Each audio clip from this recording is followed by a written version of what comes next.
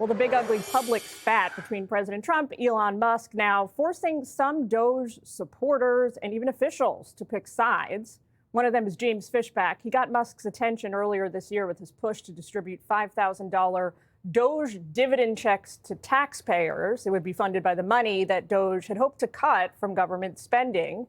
James now stepping aside from his role as an official outside advisor to Doge. He joins me now. He's the CEO as well of the investment firm Azoria. Is that right? That's right. Azoria, I got that right. Great. Okay, so James, you say Musk totally gone off the rails, gone too far in this instance.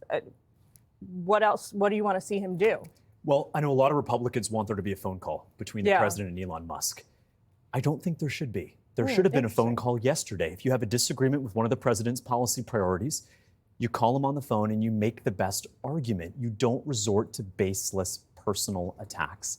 And so I thank Elon for being a part of this movement, but I got to tell you the truth.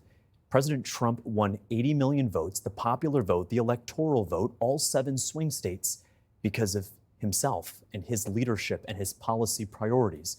Border crossings are down 99%, not because of Elon Musk, but because of President Trump. We created 140,000 jobs last month, all of which were in the private sector, not because of Elon Musk, but because of President Trump. And President Trump is delivering, as we saw yesterday with this conversation with Xi Jinping, a breakthrough trade deal between the U.S. and China.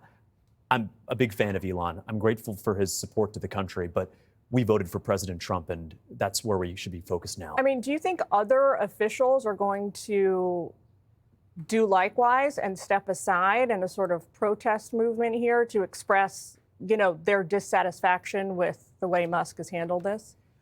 I think the way Musk handled this wasn't necessarily having a disagreement about the big, beautiful bill. I supported 110%. And the reason why, Jillian, is because it delivers record savings, $1.5 trillion over 10 years. It reforms Medicaid and Medicaid. It gives $70 billion for border security. Right. Remember, at the end of the day, you've got to spend money to make money. And what we have to think about with the big, beautiful bill is illegal immigration costs this country $150 billion a year. So to invest $70 billion one time to hire more ICE agents, more Border Patrol, open up more detention centers, that allows us to stem the flow of migrants that cost taxpayers money every year.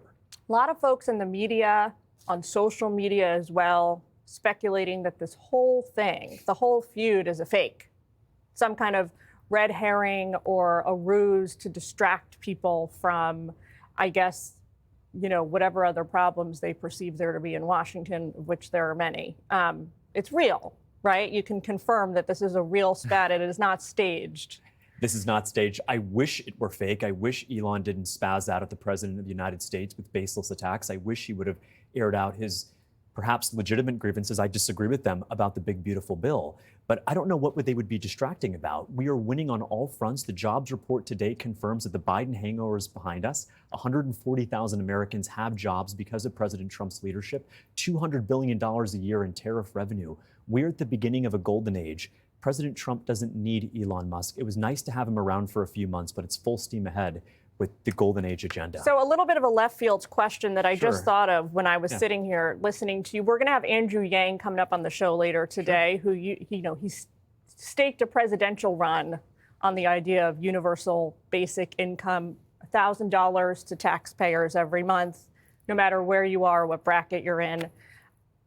Your idea to cut checks based on Doge savings for every American taxpayer, is it like, I got to ask you, is it the same present, different wrapping paper here? Very different. The money that Yang is talking about would be new money. The money that we're talking about with the Doge dividend check would be savings that are identified by Doge and federal agencies. Remember, taxpayer money was sent to D.C. not to be spent on Iraqi Sesame Street and that transgender opera in Colombia.